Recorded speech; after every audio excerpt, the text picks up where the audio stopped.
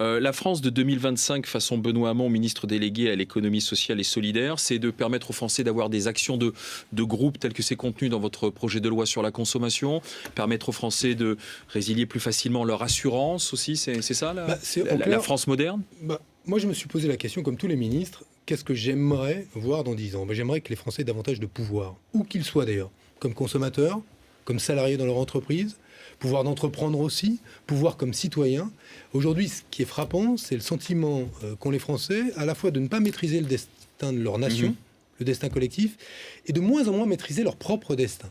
Et je pense que le fait de leur redonner du pouvoir pour les salariés de reprendre leur entreprise, ce que je vais faire dans la loi sur l'économie sociale et solidaire, du pouvoir pour un consommateur de se retourner contre des grands groupes qui s'entendent au détriment du consommateur par des pratiques anticoncurrentielles grâce à l'action de groupe, ce que nous allons faire aussi, du pouvoir pour le citoyen. Le fait de redonner du pouvoir, c'est important.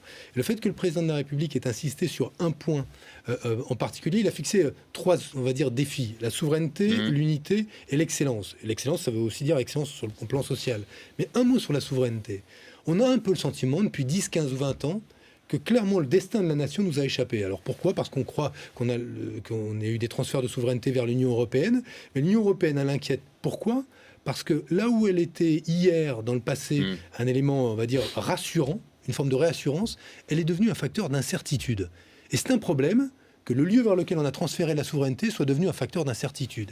Et il est absolument clair que la France, dans 10 ans, doit être une France à l'intérieur d'une Europe beaucoup plus intégrée qu'elle ne l'est aujourd'hui, où on aura fait du pas en termes d'harmonisation fiscale. C'est plus supportable. Imaginez que dans l'Union européenne, on est tout harmonisé quasiment, sauf la fiscalité, ce qui fait qu'on se fait de la concurrence à coup de baisse d'impôts pour attirer les entreprises du voisin. Ça n'est plus possible.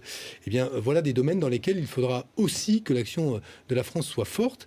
Et c'était le sens et le message aujourd'hui du président de la République. Notre action sera forte à destination des Français pour qu'ils retrouvent la maîtrise de leur destin, mais forte à l'intérieur de l'Union européenne, pour qu'on ne perde pas de souveraineté et de capacité à peser sur le destin collectif de la France. Benoît Hamon, ministre délégué à l'économie sociale et solidaire, merci d'être passé sur Merci BFM TV.